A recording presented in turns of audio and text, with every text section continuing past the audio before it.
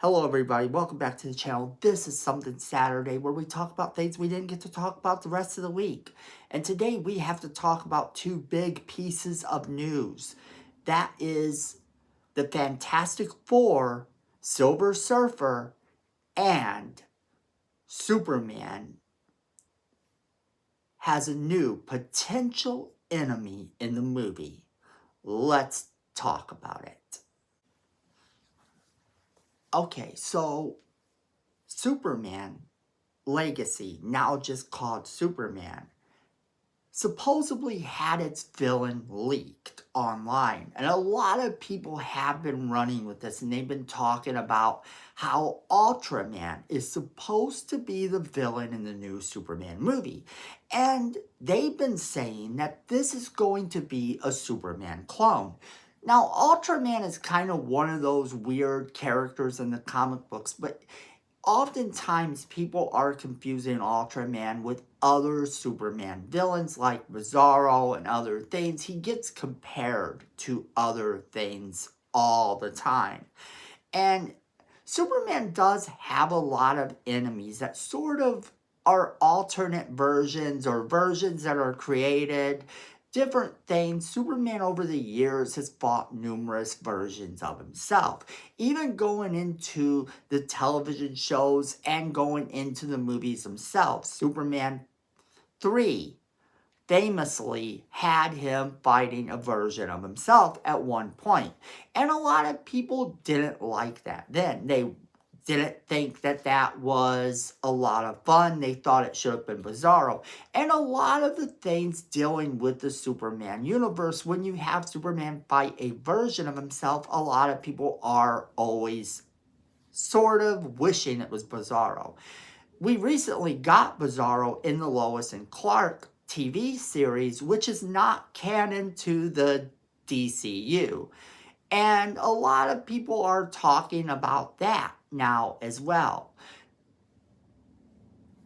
But let's break down exactly what has been said. They're saying that Ultraman is a clone of Superman and that he's going to have been created by Lex Luthor.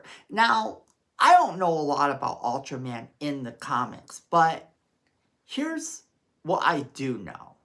In the comics, Ultraman is actually an evil version of Superman from a different dimension.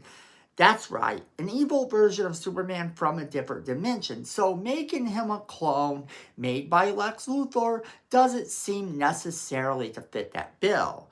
It should also be noted that there are several villains in the DC universe that took up the mantle of Ultraman. The original Ultraman was from Earth 3 and is powered by kryptonite, kind of making him an alternate, sort of Bizarro-like version of Superman, I guess.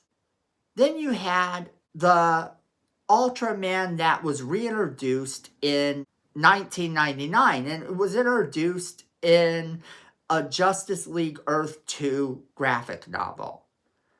Now, unlike that, this was written kind of differently, and he was no longer a Kryptonian, but a human astronaut from an antimatter Earth. Then you had another Ultraman that was introduced in the New 52 comics. And this one was from the Crime Society of America, which was like a Justice League of America. Then, of course, you had the one that appeared in Dark Knight's Death Metal. So if you've noticed a pattern, it is sort of like he is an alternate version of Superman, usually from another dimension. Now, if that's the case and he is in this movie and he is part of the threat, this doesn't really coincide with a lot of what James Gunn has said. But then he also hasn't told you who the villain is. A lot of people are taking that and running with the scenario that it has to be Ultraman, and he just don't want to say. Now, whether or not it proves to be Ultraman is a completely different story. However, This is what we know James Gunn has actually told us. He responded to these rumors, and his response has people wondering, because he doesn't come out and say it. He doesn't come out and actually deny this is going to be the enemy. Instead, what he does is he says this. He says, the primary protagonist of Superman is shockingly Superman. The main villain of Superman is shockingly Lex Luthor. I don't know where all the stuff is coming from. That it is something other than this. There are so many stories coming out every day, it's difficult to deal with. And every time I strike something down, I am giving it attention. So I'll say again, don't believe anything unless you see it here.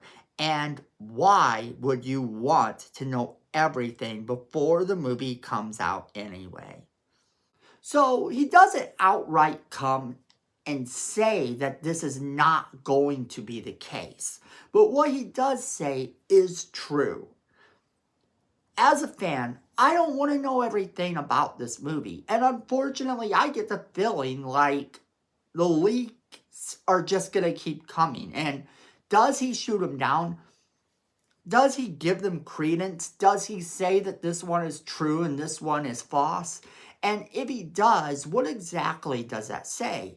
I strongly believe that he has indeed shot this one down, that this is probably very not true. And if it is, it's going to be an interesting enemy anyway. Let's take it and be excited for the Superman film and be excited for what it has to bring. Because ultimately, if they do use Ultraman, I think that's going to be very cool. And if they choose to make it a clone, which doesn't sound very logical, I think that having Lex Luthor as an enemy in this film is probably still very important. And I'm glad to hear him say what he said. So next up, we have to talk about the Silver Surfer and the fact that Julia Garner is going to be our Silver Surfer. This kind of has a lot of people worried because they don't know why you have a female Silver Surfer. To put it quite simple, you shouldn't worry about this because it is in fact an alternate version of the Silver Surfer. She is not playing Norrin Rad, but Shala Ball. And this is important because this film is set in the 60s. This is one of the earlier versions of the character, and we're getting to see it play out as such. Basically, we see her as this herald of Galactus. So Galactus is in this film. This is going to be a big film for the Silver Surfer, but not that Silver Surfer. And she more than likely is going to die in this film. And that's the thing there. They're not using a Norrin Rad version of the Silver Surfer because they don't want to waste that character. And the fact that it is set earlier on, but in a version of reality in which the Fantastic Four is the first family of Marvel. They have had all of these adventures. Now, ultimately, what's going to end up happening in this movie, more than likely, is that they're going to come across Galactus himself. And this is like early 60s and stuff. There is no Avengers. There is no way that they're going to all survive this and it's going to play out well. No, this is a world-ending event for their world. And it's leading up to Battle World. That's right, it leads up to Battle World, just like all the things before it. And this is cool because this version of the movie is also going to have an already established Doctor Doom, according to everything I've heard. And that's exciting news. Not only do you have Doctor Doom, but you have Galactus, who is now going to be a threat in another world, an alternate version of Galactus that they now have to face at a later date, but on a much bigger level of threat. Because what's going to happen is that will probably be our big bad going forward in the MCU.